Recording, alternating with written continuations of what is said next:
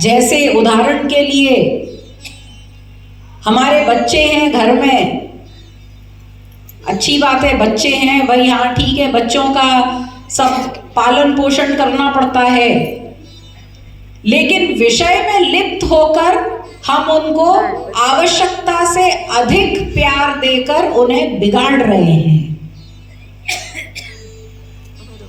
यहां पर अधिकांश पिता से ज्यादा माता लोग बैठी हैं और माताओं को ही विशेष समझने की आवश्यकता है कि जब किसी बच्चे को आवश्यकता से ज्यादा तुम फ्री छोड़ देते हो, आसक्तिवश, है ना, हमारा बच्चा, अब बच्चे ने कहा कि नहीं हमको आजकल अंडबंड खाना चलता है ना आपके यहाँ, ये चाइनीज खाना बहुत चलता है, चाउमीन मोमो ये सब खूब चलता है, तो हमको यही सब खाना है। तो माता अच्छा ठीक है, आज्ञा पालन करती है बच्चे की। अरे उस बच्चे में बुद्धि कितनी है आप सोचो, हाँ या ना? ये आप सबके रोजाना की बातें हैं।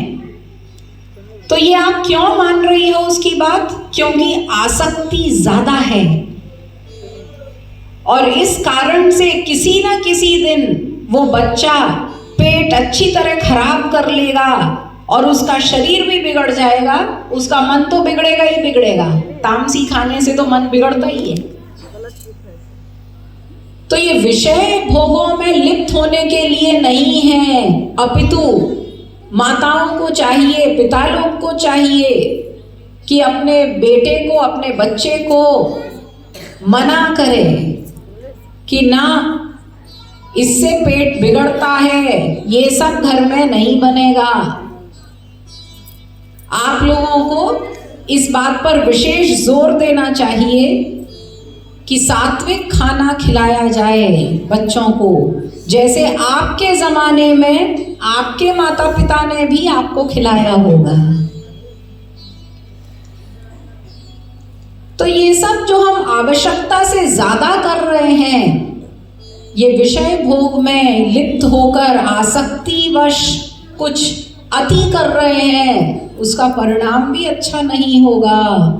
मनुष्य जीवन मिला था भगवान की भक्ति करने के हेतु। ये कृपा जो भगवान से हमको चाहिए, ये किस रूप में होती है? ध्यान से सुनिए। यन् मनसा न मनुते येनाहुर्मनो मतम् तदेव ब्रह्म त्वं विद्धि नेदं यदिदमुपासते।